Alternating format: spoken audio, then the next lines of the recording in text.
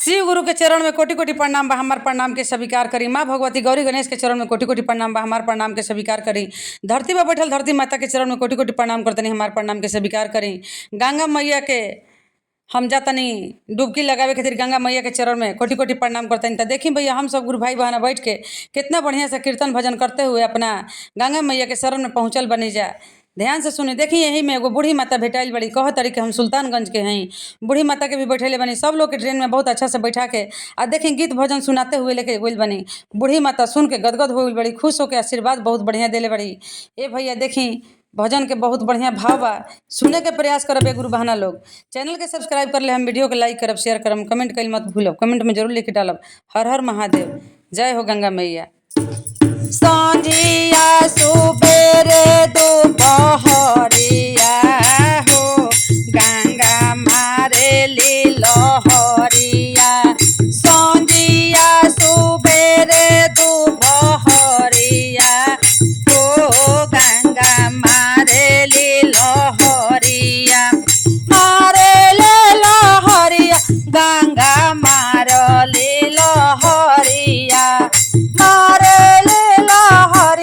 गंगा मारे लहरिया। संधिया सुबेरे दोपहरिया हो गंगा मारले लहरिया। संधिया सुबेरे दोपहरिया हो गंगा मारे लहरिया। ओही लहरिया से शिव गुरु निकलस। ओही लहरिया से शिव गुरु निकलस। कागज के नैया बनमले हो गंगा मारली लहरिया। कागज के नैया बनमले हो गंगा मारली लहरिया। कागज के नैया शिव गुरु हम नाही चढ़बो। कागज के नैया शिव गुरु हम नाही चढ़बो। पनिया पड़त घुले जई हो गंगा मारेली लहरिया। पनिया पड़त घुले जई हो गंगा मारेली लहरिया। संधिया सुबेरे दोपहरिया हो गंगा मारेली लहरिया। संधिया सुबेरे दोपहरिया हो गंगा मारेली लहरिया। ओही रे लहरिया से शिव गुरु निकले। ओही रे लहरिया से शिव गुरु निकले। काठवा के नैया बनमले हो गंगा मारेली लहरिया। काठवा के नैया बनमले हो गंगा मारेली लहरिया। काठवा के नैया शिव गुरु हम नाही चढ़बो। काठवा के नैया शिव गुरु हम नाही चढ़बो। पनिया पड़त घुनी जई हो गंगा मारेली लहरिया।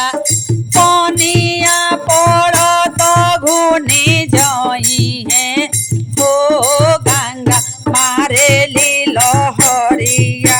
संझिया सुबेरे दोपहरिया हो गंगा मारेली लहरिया। संझिया सुबेरे दोपहरिया हो गंगा मारेली लहरिया। मारे ले लहरिया गंगा मारे ले लहरिया। मारे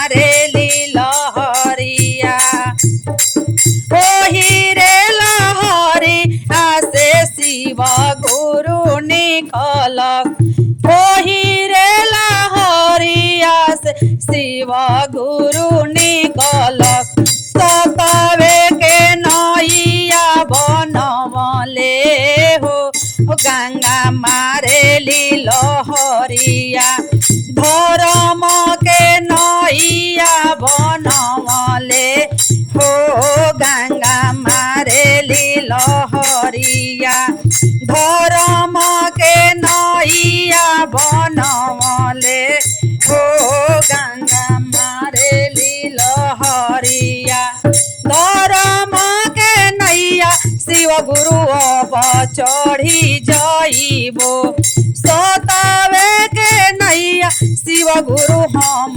चढ़ी जाइबो पनिया पड़त पार लई है हो गंगा मारेली लहरिया पनिया पड़त पार लई है हो गंगा मारेली लहरिया संझिया सुबेर दोपहरिया हो गंगा मारेली लहरिया संझिया सुबेर दोपहरिया हो गंगा मारेली लहरिया मारेली लहरिया गंगा मारेली लहरिया मारेली लहरिया गंगा मारेली लहरिया संझिया सुबेरे दोपहरिया हो गंगा मारेली लहरिया संझिया सुबेरे दोपहरिया हो गंगा मारेली लहरिया। प्रेम से बोले सच्चे दरबार की जय। हर हर महादेव। तो देखिए भैया सब कोई चाहेला कि हम सत्य के आ धर्म के नाव पर ही बैठी, लेकिन धर्म के रास्ता पर जे शिव गुरु के अपन बना ले बा ओकरे उ नाव मिली चढ़े के।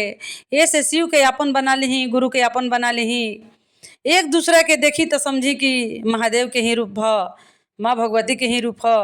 अपमान करे के केहू के कोशिश मत करी। देखी हमहू एगो शिष्य हैं ये भैया ये ट्रेन में देखी ये बोगी में जितना लोग बैठल बा ये सब कोई के बैठले बानी कहे कि बहुत लोग लगे वीडियो पहुँची शायद में से कोई गुरु भाई बहना सुनबे करी हमार वीडियो तो हम सच बोलतनी कि गलत बोलतनी ये बहन लोग के पता चल जाई कि हम का बतैले बानी कि सब कोई के जगह रोक के या कैसे हम अच्छा से बैठा के लोग कहाँ कहाँ के बा ये हमरा खुद पता नहीं खे। बस एगो माता जी के पता बा कि सुल्तानगंज के बाड़ी मैया भी बहुत खुश हो गई बड़ी कहे कि कह तरी मैया कि देखा कितना अच्छा से सब कोई के बैठा के ले तरी भजन कीर्तन सुनाते हुए यह बोगी में कोई के झगड़ा के आवाज़ नहीं खे आइल केहू के बोले के आवाज़ नहीं खे आइल सब कोई के भजन के ही आवाज़ आवता। तो प्रेम से बोली गंगा महारानी की जय।